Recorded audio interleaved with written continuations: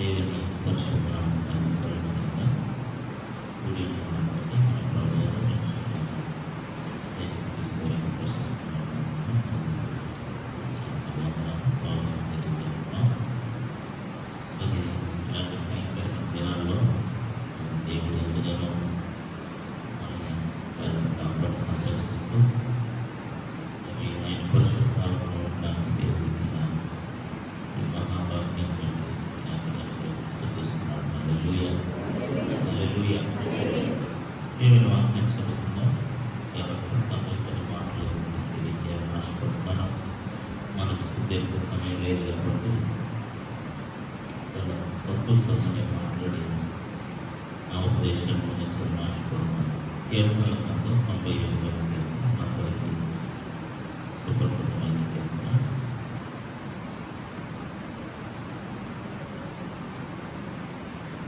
మొదటి నుంచి 4వ సంవత్సరం యెహోవా ఆశ్చర్యకార్యములు చేసి ఉన్నాడు. 91వ మొదటి నుంచి మహోన్నతుని చాటున మహోన్నతుని చాటున నివసించువాడే, నివసించేవాడే, సర్వశక్తుని మీద విశ్రమించువాడు, సర్వశక్తిని నీడను విశ్రమించేవాడు. ఆయనే నాకు ఆశ్రయము, ఆయనే నాకు ఆశ్రయం, నా కోట, నా కోట, నేను నమ్ముకున్న నా దేవుడని, నేను నమ్ముకున్న దేవుడిని, నేను యెహోవాను గురించి చెప్పుచున్నాను. నేను యెహోవా గురించి చెప్తున్నాను. వేటగాని ఊరిలో నుండి ఆ దేవుడి గురించి నేను చెప్తున్నాను. ఆయన ఏం చేస్తాడంటే వేటగాని గురిలో నుండి ఆయన నిన్ను విడిపించును, ఆయన నేను విడిపించును, నాశనకరమైన తెగులు రాకుండా నాశనకరమైన తెగులు రాకుండా నిన్ను రక్షించును. నేను రక్షించును. ఆయన తన రెక్కలతో నిన్ను కప్పును, ఆయన తన రెక్కలతో నిన్ను కప్పును. ఆయన రెక్కల కింద ఆయన రెక్కల కింద నీకు ఆశ్రయము కలుగును. నీకు ఆశ్రయం కలుగును. ఆయన సత్యము ఆయన సత్యము కేడమును కేడమును డాలునై ఉన్నది. ధారుణై ఉన్నది. దేవుని వాక్యం దీవించిన గాక. ప్రస్తుతం మనం జీవిస్తున్న దినాలలో man need for the security. ప్రతి మనుషునికి భద్రత చాలా అవసరమై ఉన్నది.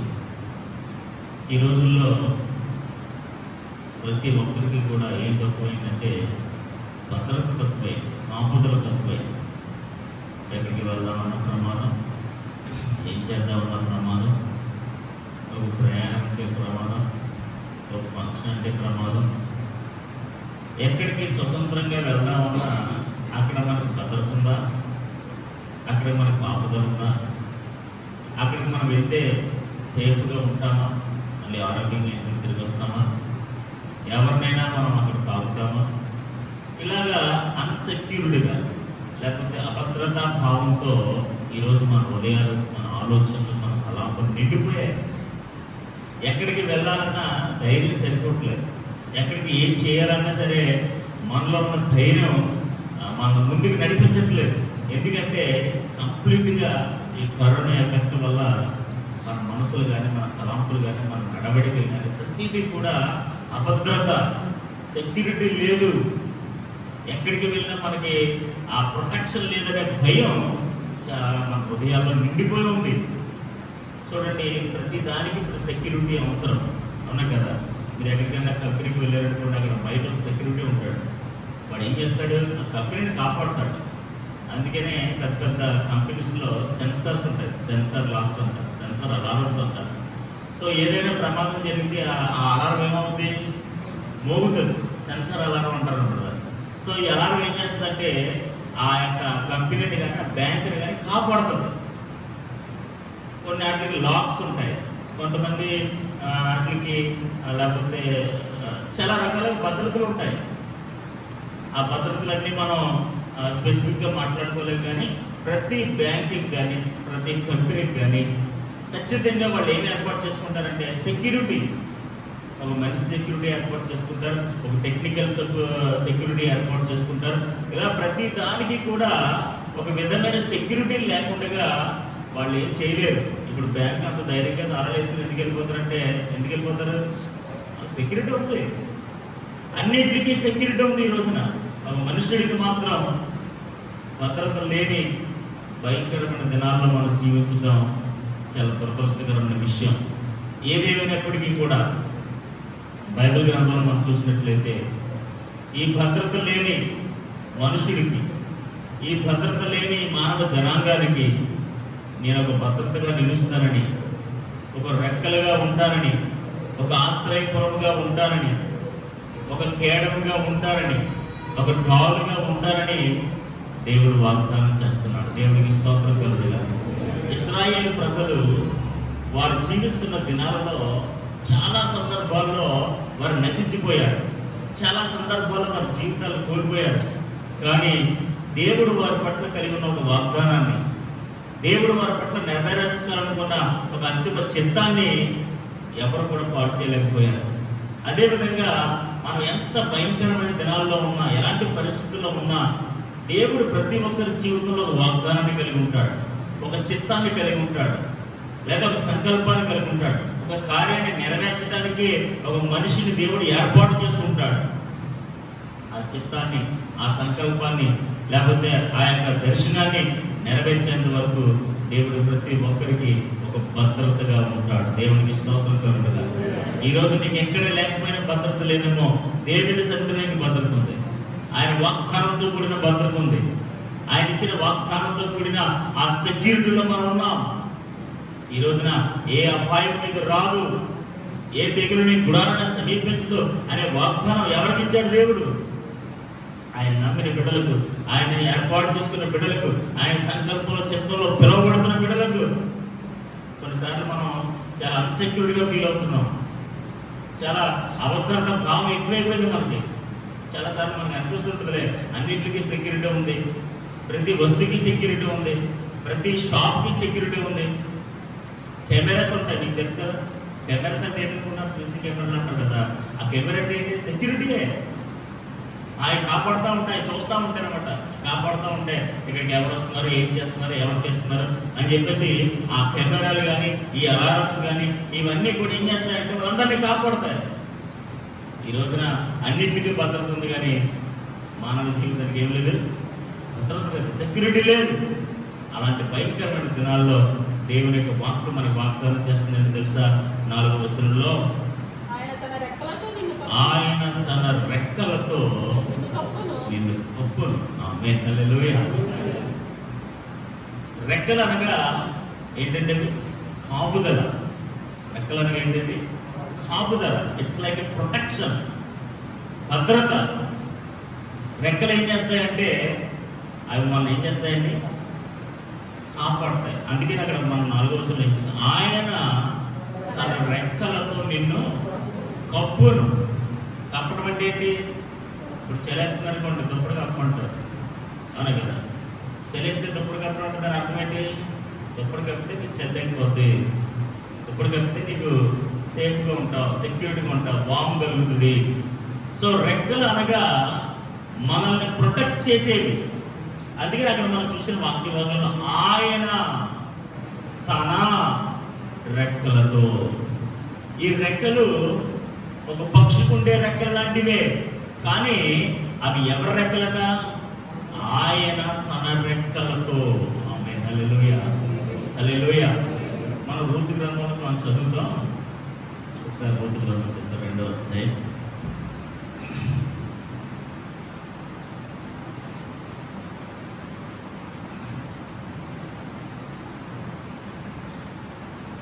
రూతు గ్రంథం 2వ అధ్యాయం.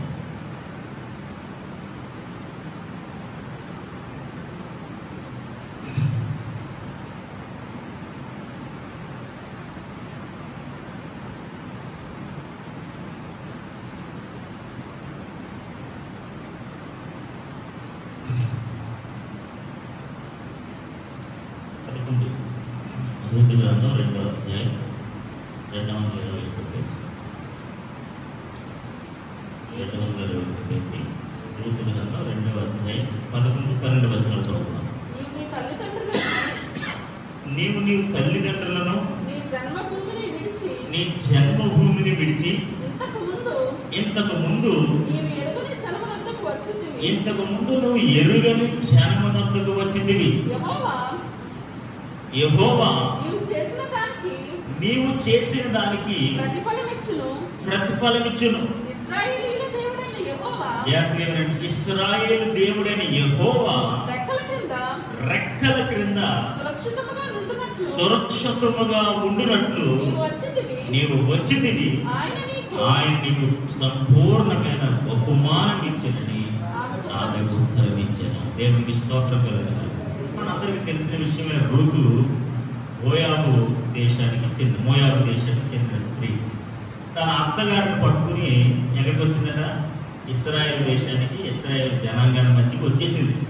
యాక్చువల్గా ఆవిడ కూడా వదిలేయవలసిందే, కానీ తన అత్తగారిని పట్టుకుని నీ దేవుడే నా దేవుడు, నీ జనాంగమే నా జనాంగం, నీ ప్రజలే నా ప్రజలు, నువ్వు ఎక్కడుంటే నేను కూడా అక్కడే ఉంటాను అని చెప్పి ఒక సంపూర్ణ సమర్పణతో, ఒక సంపూర్ణ అనుభవంతో, తన అత్తగారితో అనుభవంతో, మేబీ ఇన్ని సంవత్సరాలు ఆవిడతో చేసే సహవాసంలో దేవుని గురించి ఎంత ఎరిగిందో, దేవుని కాపుదల గురించి, దేవుని సంరక్షణ గురించి ఎంతగా ఆవిడ అర్థం చేసుకుందో నాకు తెలియదు, కానీ మొత్తం మీద తన అత్తగారితో కలిసి ఉండడానికే ఇష్టపడి మన దేశానికి, అంటే దేవుడు ఇశ్రాయేలు దేశానికి, వాగ్దానం ఉన్న దేశానికి, లేకపోతే ధర్మశాస్త్రం ఉన్న దేశానికి, లేకపోతే దేవుని పట్టణం కలిగిన దేశానికి ఆ స్త్రీ, ఆ సహోదరి రావడం జరిగింది.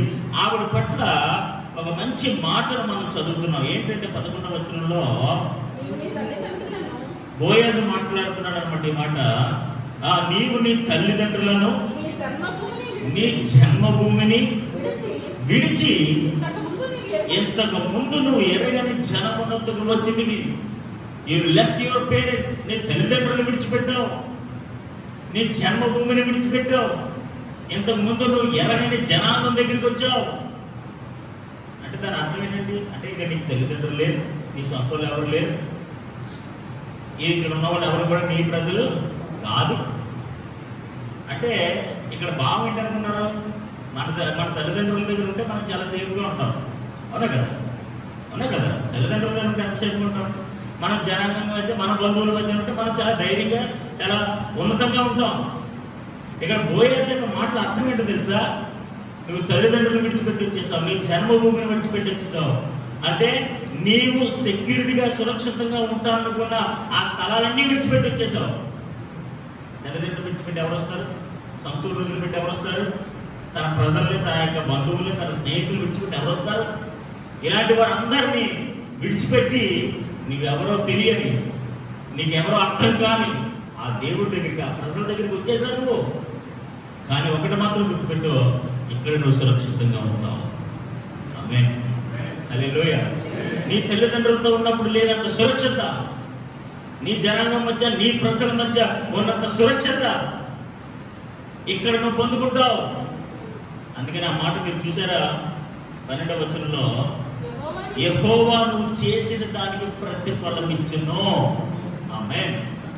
నువ్వు చేసిన దానికి ప్రతిఫలం ఏంటి? నువ్వు చేసింది, నువ్వేం చేసావు తెలుసా? దేవుడిని యెహోవా మీద ఆధారపడి, ఆ దేవుని నువ్వు నమ్ముకొని, నీ తల్లిదండ్రులు, నీ సొంత భూమిని, నీ ప్రజలందరినీ నువ్వు విడిచిపెట్టి వచ్చేసావు. ఆ చేసిన పనులు చూశారు. దేవుడు బిడ్డలారా, మనకి ఎక్కడ సెక్యూరిటీ ఉండదండి, సురక్షితముగా ఉంటావు. ఎక్కడ తెలుసా? యెహోవా రెక్కల క్రింద. ఆమేన్. ఈరోజు మనం ఎక్కడికి రావాలో తెలుసా? యెహోవా రెక్కల కింద, ఆయన సురక్షితంగా ఉండే స్థలమని, ఆయన రెక్కలతో నిన్ను కప్పును. ఈరోజు నేను అందుకే ముందు నుంచి చెప్పుకొస్తున్నాను, అభద్రత లేని ఈ జనాంగంలో, ఈ ప్రజల మధ్యలో, ఈ ప్రదేశం మధ్యలో దేవుడిని సురక్షితమైన స్థలము దేవుడు మనకు అనుగ్రహించాడు. మందిరం అనే సురక్షితమైన స్థలం మనకు అనుగ్రహించాడు. ఆయన రెక్కలు అనే సురక్షితమైన, భద్రతమైన హస్తాలు మన మీద ఉన్నాయి. ఆ విషయాన్ని మనం ఎప్పుడు మన జీవితంలో మర్చిపోకూడదు. దేవుడికి స్తోత్రం కలుగుతుంది. మనం ఏం చేయాలి తెలుసా? విడిచిపెట్టాలి, భయాన్ని విడిచిపెట్టాలి, ఆందోళన విడిచిపెట్టాలి, ఏమైపోతామో అని ఆ దిగులు చూసాను, ఆ దిగులు విడిచిపెట్టాలి. మా తల్లిదండ్రుల దగ్గర అయితే నేను చాలా సేఫ్గా ఉంటాను, నా బంధువుల దగ్గర నేను చాలా సేఫ్గా ఉంటాను, నా స్వజనుల దగ్గరలో నేను బాగుంటాను. ఆ దేశంలో ఏముందో నాకేం తెలుసు, ఈవిడ కూడా వెళ్ళిపోతే ఏం జరుగుతుందో, ఏమవుతుందో, అక్కడ నేను సురక్షితంగా ఉంటానా, నేను అక్కడ క్షేమంగా ఉంటానా ఉండనా అక్కడ నాకు నా లైఫ్ ఎలా ఉంటుంది, నేను ఇంకా దౌర్భాగ్యం అయిపోతానేమో, ఇలాంటి అనుమానం ఏం లేవండి. ఎక్కడైతే సురక్షితంగా ఉండాలనుకుంటామో రూతు అది క్యాన్సిల్ చేసింది. తల్లిదండ్రుల కన్నా, సొంత జనాంగం కన్నా, సొంత ప్రజల కన్నా సురక్షితమైన స్థలం ఏముంది? కానీ దేవుడిని యెహోవాను నమ్మి తన అత్తగారు ఏ దేవుడిని ప్రార్థన చేసిందో, ఏ దేవుడికి అయితే వందనాలు చెప్పిందో, ఏ దేవుడి స్థలంలో అయితే సురక్షితంగా ఉంటుందని నమ్మి విశ్వసించి ముందుకు వెళ్ళిందో ఆ వాగ్దానం ఇప్పుడు పొందుకుంటుంది. 12వ వచనం మరొకసారి చదువుతాను. యెహోవా నువ్వు చేసిన దానికి ప్రతిఫలం ఇచ్చును. ఇశ్రాయేలు దేవుడని యెహోవా రెక్కల కింద నీవు సురక్షితముగా ఉండునట్లు నీవు ఇక్కడికి వచ్చితివి. ఇక్కడికి నువ్వు ఎందుకు వచ్చావు తెలుసా? దీవించబడ్డానికి రాలేదు. మేబీ దీవిస్తాడేమో దేవుడు. యెహోవా రెక్కల కింద సురక్షితముగా ఉండడానికి. ఒక మానవుడు ఏం కోరుకున్నాడు ఈ రోజున? ఒక మానవుడికి ఏం కావాలి? ఇప్పుడు మీకు ఏం కావాలి? డబ్బులు కావాలంటే, ఇప్పుడు మీకు ఏం కావాలి? ఆస్తి ఐశ్వర్యాలు కావాలా? ఇప్పుడు మనకేం కావాలి? సేఫ్, సెక్యూరిటీ, సురక్షిత. మాస్క్ లేకుండా బయటకు వెళ్ళండి, వెళ్తారా? అమ్మో బాబు ఇంకేమన్నా మాస్క్ లేకుండా బయటికి రమ్మంటే ఇప్పుడు మిమ్మల్ని ఎక్కడ లేని వేసేపని చెప్పొద్దు. ముసలు మాస్క్ లేకుండా బయటికి వెళ్ళారు. ఇంకా సో సెక్యూరిటీ, సోషల్ డిస్టెన్స్ పెట్టకుండా, శానిటైజ్ చేసుకోకుండా మీకు వెనక్కో వెళ్ళలేం బయటికి. దేవుని వాక్యం సెలవిస్తుంది, ఆయన రెక్కల కింద సురక్షితంగా ఉండడానికి మీరు వచ్చింది. ఆమేన్, హల్లెలూయా. ఈరోజు మనం ఎక్కడికి రావాలో తెలుసా అండి? మనకి ఎక్కడైతే భద్రత ఉందో, ఎక్కడైతే సేఫ్టీ ఉందో, ఎక్కడైతే మనం సురక్షితంగా ఉంటామని నమ్మకం, భరోసా మనకు కలుగుతుందో అక్కడికి మీరు వెళ్ళగలిగితే, అక్కడికి మనం రాగలిగితే దేవుడు నువ్వు చేసిన దానికి ప్రతిఫలం ఇస్తాడు. హల్లెలూయా, హల్లెలూయా, హల్లెలూయా. ఈరోజు రూతు పొందుకున్న వాగ్దానం ఏంటో తెలుసా? దేవుడు రూతుకి ఇస్తున్న లేకపోతే ఒక అద్భుతమైన ఉపదేశం ఏంటో తెలుసా? ఇక్కడికి వచ్చిన తర్వాత నువ్వు అష్టైశ్వర్యాలు సంపాదిస్తావు, లేకపోతే ఈ ప్రదేశానికి, ఈ స్థలానికి నువ్వు ధన్యురాలు అయిపోతావు, ఓనర్ అయిపోతావు. ఇలాంటి మెటీరియల్ బ్లెస్సింగ్స్ కాదండి. ఒక ఉన్నతమైన ఆశీర్వాదం పొందుకుంది. ఏంటంటే దేవుడిని యెహోవా రెక్కల కింద, ఆమేన్, హల్లెలూయా, నీ దేవుడైన మా దేవుడైన యెహోవా రెక్కల కింద సురక్షితముగా ఉండునట్లు నీవు వచ్చితివి. ఈరోజు మనం ఎక్కడికి రావాలంటే, ఎక్కడికి వెళ్ళాలి? మనం ఎక్కడికి వెళ్ళాలి? ఎక్కడైతే సురక్షితంగా ఉంటామో. ఈరోజు మనకి అలా ఉంటేనే కదా మనం వెళ్తాం. లేకపోతే వెళ్తారా? అక్కడ శానిటైజ్ చేసారా? అక్కడ సోషల్ డిస్టెన్స్ ఉందా? అక్కడ సురక్షితంగా మనం ఉంటామా అని మీకు అనిపిస్తేనే వెళ్తున్నాం, లేకపోతే వెళ్ళట్లేదు.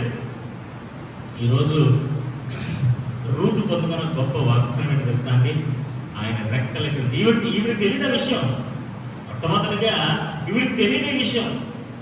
కానీ ఈవిడ పొందుకున్న ఆశీర్వాదం ఏంటో ఇక్కడ ఈ సహోదరుడు ఎక్స్ప్లెయిన్ చేస్తున్నాడు. ఫస్ట్ నువ్వు చేసిన దానికి దేవుడు నీకు ప్రతిఫలిస్తాడు. నువ్వు ఏదో మామూలుగా నీ అత్తగారు కూడా వచ్చేసాను అనుకున్నావేమో. నువ్వు ఎక్కడికి వచ్చి తెలుసా? యెహోవా రెక్కల కింద సురక్షితంగా ఉండడానికి వచ్చావు. You came for the protection. ఇక్కడ నీకు భద్రత ఉంటుంది, ఇక్కడ నీకు క్షేమం ఉంటుంది, ఇక్కడ నీకు ఆరోగ్యం ఉంటుంది. ఇక్కడ నువ్వు ఎప్పుడు చూడని సంరక్షణ ఉంటుంది. ఆమేన్. ఈ రోజున నేను అందుకే ముందు నుంచి చెప్పుకొస్తున్నాను, భద్రత లేని దినాలు. ఈ బిడ్డలకు భద్రత లేదు. దేవుని బిడ్డలారా, there is no protection for your children. There is a protection for you. మీ వ్యాపారానికి భద్రత లేదు, మీ ఉద్యోగానికి భద్రత లేదు, మన జీవితానికి భద్రత లేదు, దేనికి భద్రత, ఒక వస్తువుకి భద్రత లేదు, దేనికి భద్రత లేదు. కానీ ఒకటి మాత్రం దేవుడు వాగ్దానం చేస్తున్నాడు, యెహోవా రెక్కల కింద సురక్షితంగా ఉండడానికి రండి. నీవు వచ్చిదివి. ఈరోజు ఎక్కడ సురక్షితంగా మీరు ఉంటారని మీకు అనిపిస్తుందో, ఎక్కడ సురక్షిత, భద్రత, కాపుదల, సంరక్షణ ఆయన రెక్కల కింద వారు కప్పుతాడైన వాగ్దానం ఎక్కడైతే ఉందో, ఫైండ్ దట్ ప్లేస్. దాన్ని కనుగొండి. ఆ వాక్యాన్ని నమ్మండి, ఆ దేవుని నమ్మండి. ఆ స్థలాన్ని మీరు నమ్మండి, ఆ దేశాన్ని మీరు కనుగొనండి. ఎక్కడికి వెళ్ళినా భద్రత లేదు. ఒక్క దేవుని సన్నిధిలో మాత్రమే, ఒక దేవుని వాగ్దానంలో మాత్రమే, దేవుని వాక్యంలో మాత్రమే, ఒక దేవునిలో మాత్రమే మనం సురక్షితంగా ఉండగలము, సురక్షితంగా ఉండగలము, క్షేమంగా ఉండగలము, ఆరోగ్యంగా ఉండగలము. ఈరోజు దేవుని బిడ్డలారా, మన జీవితాల్లో ఎలాంటి దినాల్లో మనం ఉన్నామో, ఎలాంటి దినాల్లో మనం బ్రతుకుతున్నామో, ఎలాంటి జీవితాలు గుండా మనం ప్రయాణం చేస్తున్నామో ఈరోజు మన అందరికీ చాలా స్పష్టంగా అర్థమవుతుంది. దాన్ని చదువుకోవాల్సిన పని లేదు. ఎందుకంటే పరిస్థితులు, ఈ యొక్క సమస్యలు ఇవన్నీ కూడా మిమ్మల్ని తెలియజేస్తున్నాయి మీరు ఎక్కడ ఉన్నారు. ఎందుకు ఈరోజు ఈ విధంగా పరిస్థితుల్లో మనం ఉన్నాం తెలుసా? అంటే భద్రత లేదు, నో సెక్యూరిటీ. ఎందుకు మీరు బయటకు వెళ్ళట్లేదు? ఎందుకంటే ముందులా ఫంక్షన్కి వెళ్ళట్లేదు, ఫంక్షన్లు చేయట్లేదు. ఎందుకంటే ముందులో ఏం జరగట్లేదంటే ఆల్ బికాస్ నువ్వు ఎక్కడికి వెళ్ళినా భద్రత లేదు. ఆల్ బికాస్ నీకు క్షేమంగా ఇంటికి వస్తావో లేదో, క్షేమంగా ఆరోగ్యంగా మీరు ఇంటికి వస్తారో లేదో భయం. చిన్నపిల్లలతో ఉండాలంటే భయం, ఇంతకు ముందులాగా ఎలా పడితే అలా ఉండాలంటే భయం, ఎలా పడితే అలా ఉండాలంటే భయం. కానీ ఒకటే మనం గుర్తుపెట్టుకోవాలి, ఇక్కడ రూతుకి దేవుడు ఈ సహోదరుడు ఇచ్చిన వాగ్దానాన్ని మనందరి జీవితంలో నెరవేరుగాక. హల్లెలూయా, హల్లెలూయా. ఇశ్రాయేలు దేవుడిని యెహోవా రెక్కల కింద సురక్షితంగా ఉంటున్నట్లు నీవు వచ్చితివి. హల్లెలూయా. ఈరోజు యెహోవా రెక్కల కింద మీరు సురక్షితంగా ఉందురుగాక. హల్లెలూయా. యెహోవా రెక్కల కింద ఎంతో సురక్షితంగా ఆరోగ్యంగా మీరు ఉందురుగాక. అందుకే ద్వితీయోపదేశకాండంలో మనం చదువుతాం 32వ అధ్యాయం, ద్వితీయోపదేశకాండం 32వ అధ్యాయం.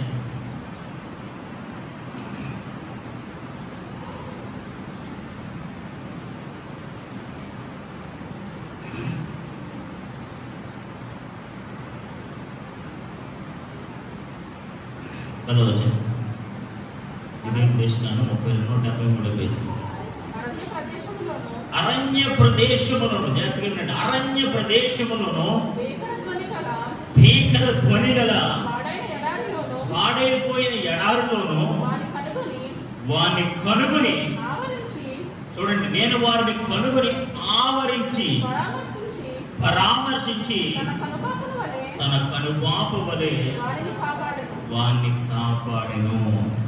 ఆమేన్, హల్లెలూయా.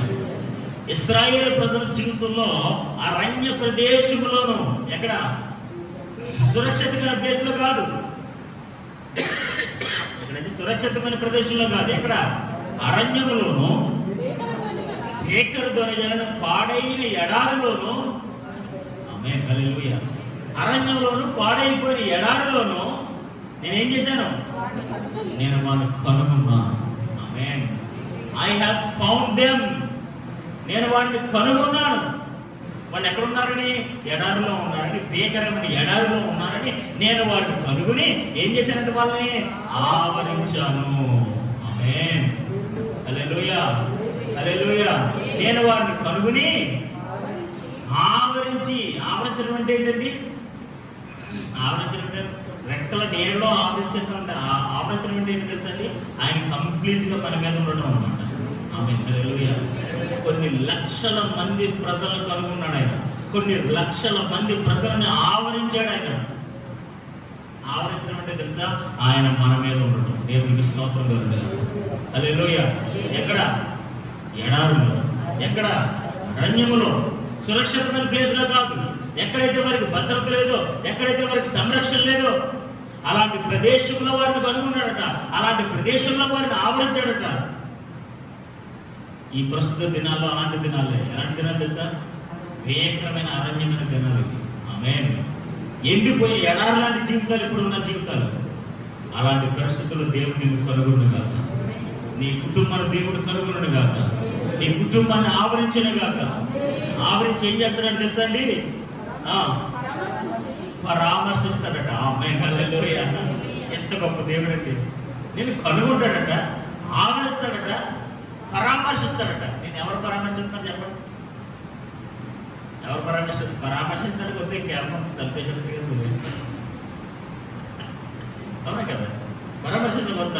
అదే నో పరామర్శ. నేను రావట్లేదు, మీరు రావట్లేదు, నో పరామర్శ. అలాంటి పరిస్థితుల్లో మనం ఉన్నాం. కానీ దేవుడట వాటిని కనుగొని వారిని ఆవరించి వారిని పరామర్శించాడు. ఇలాంటి దినాల్లో దేవుని పరామర్శ చాలా గొప్పది. మనుషుల పరామర్శ కంటే మనుషులు ఎవరు రాకపోయినా పర్లేదు.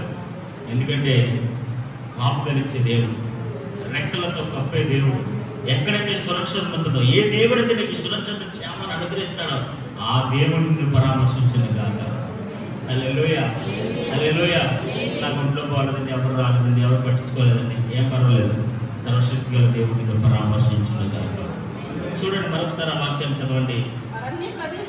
అరణ్య ప్రదేశంలోను భీకర ధ్వని గల పాడిన ఎడారులను వాణ్ణి కనుగొని ఆవరించి పరామర్శించి తన కనుపాప వలె నేను వారిని కాపాడెను. దేవునికి స్తోత్రం. కనుపాప వలె, కంటికి రెప్పలాగా నేను వారిని ఆవరించి దర్శించి కనికరించి పరామర్శించి, భీకరమైన ఎడారిలో అరణ్య ప్రాంతంలో, అరణ్యంలో ఎవరుంటారంటే వాళ్ళు పరామర్శించడానికి, భీకరమైన ఎడారిలో ఎవరు సాయం చేస్తారంటే వాళ్ళకి, వాళ్ళు పరామర్శించే వాళ్ళు ఎవరు, వాళ్ళు కనుగొనేది ఎవరు, అసలు వాళ్ళు ఆవరించేది ఎవరు? ఈరోజు దేవుడు ఇశ్రాయేలు ప్రజలకు చేసిన వాగ్దానమే మనకు కూడా చేస్తున్నాడు. దేవుడికి స్తోత్రం కలుగుతుంది. ఈ భయంకరమైన దినాల్లో నేను నిన్ను కనుగొన్నాను. ఆమేన్, హల్లెలూయా. నేను నిన్ను పరామర్శిస్తాను, నేను ఆవరించాను, కనుపాప వలె నేను నిన్ను కాపాడుతాను. దేవుడికి స్తోత్రం కలుగుతుంది. హల్లెలూయా, హల్లెలూయా. దేవుని బిడ్డలారా, రూత్ ఎలాగైతే సురక్షితమైన ప్రదేశానికి వచ్చిందో అలాంటి సురక్షితమైన ప్రదేశంలోనికి మనందరం కూడా వచ్చుదుము కాక. హల్లెలూయా. దేవుడు ఇశ్రాయేలు ప్రజలు ఎలాగైతే ఆవరించి వాళ్ళు కలుసుకుని పరామర్శించి వాళ్ళ కంటికి రెప్పల కన్ను పాపల ఎలాగైతే కాపాడుకున్నాడో అలాంటి కాపుదల మనం అనుభవించదుము కాక. మొట్టమొదటిగా మనం చదివిన కీర్తన భాగంలో 91వ కీర్తన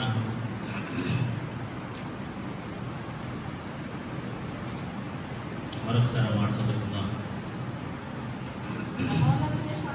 మహోన్నతుని చాటున నివసించువాడే, సర్వశక్తిని నీడను విశ్రమించువాడు, ఆయనే నాకు ఆశ్రయం, నా కోట. నేను యెహోవాను గురించి చెప్పుచున్నాను. వేటగాని గురిలో ఉన్నాయి నేను విడిపించను.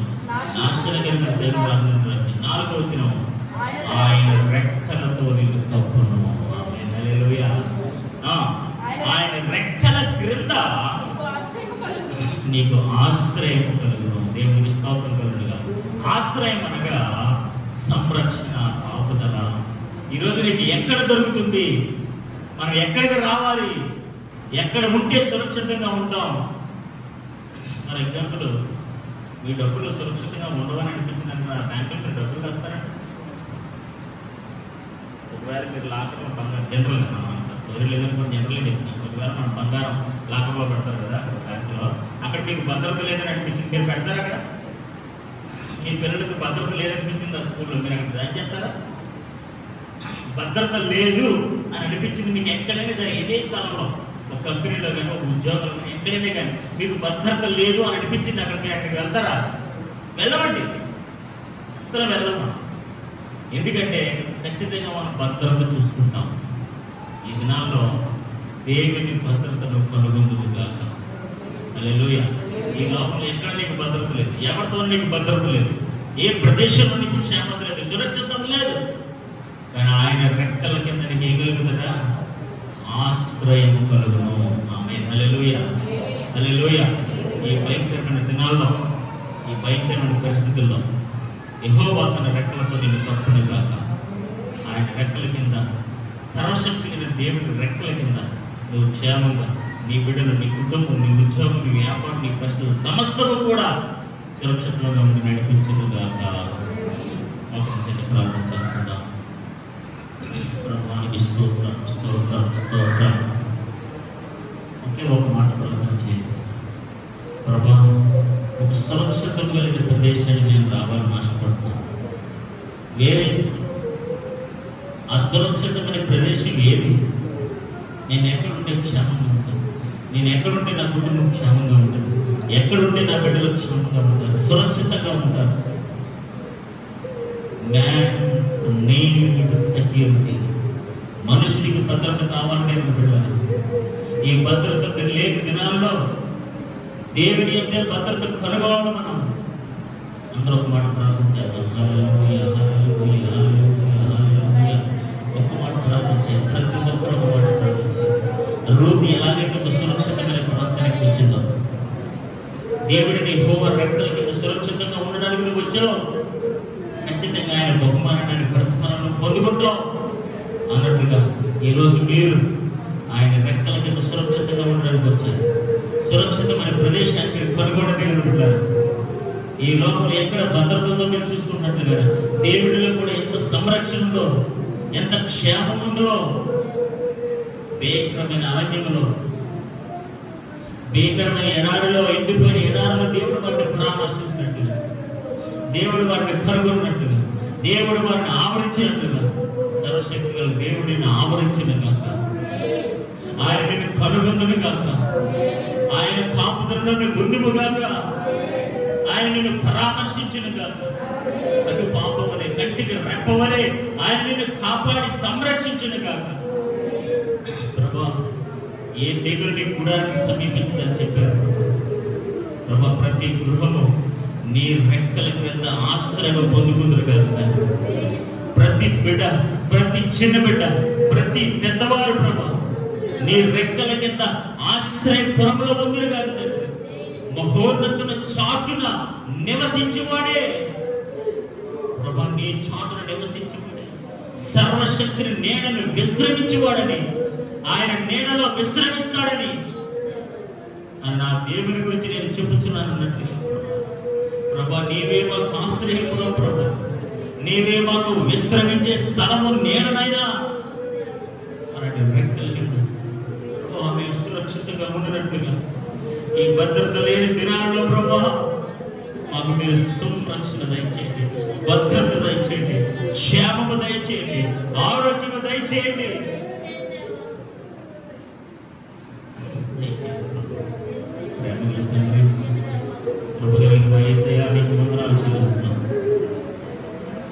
ఈ ఉదయకాల సమయంలో మరొకసారి నీ పాదాలు చెందుకు వచ్చినప్పుడు ఎంతబడిన మాటలు ప్రతి ఒక్కరి హృదయంలో మీరు ఫలింప చేయండి ప్రభా.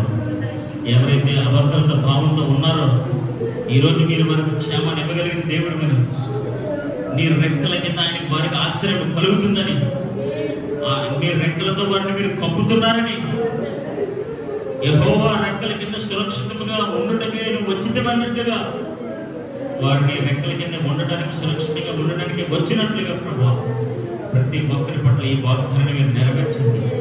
వారిని కనుగొన్నట్టుగా కనుగొండి ప్రభా, వారిని ఆవరించినట్లుగా ఆవరించండి ప్రభా, వారిని పరామర్శించినట్లుగా పరామర్శించండి ప్రభా. కంటికి రెప్పలకు కనుపాపలా కాపాడినట్లుగా ఈరోజు ప్రతి ఒక్కరిని మీరు కాపాడండి ప్రభా, కాపాడండి ప్రభా, కాపాడండి. ఈ వాక్యం ప్రతి ఒక్కరి జీవితంలో నెరవేరుడుగా ఉంటుంది. ఈ ప్రామిస్ ప్రతి ఒక్కరి జీవితంలో నెరవేరుడుగా ప్రభా అటు విధంగా సహాయం చేయండి. ప్రతి ఒక్కరిని మీరు దీవించి ఆశీర్వదించి బలపరిచి మహిమ సమస్త జనత మహిమ ప్రభావాన్ని కాదు యేసు పరిశుద్ధ నామములో అడిగి వేడుకుంటున్న బలపడతాయి.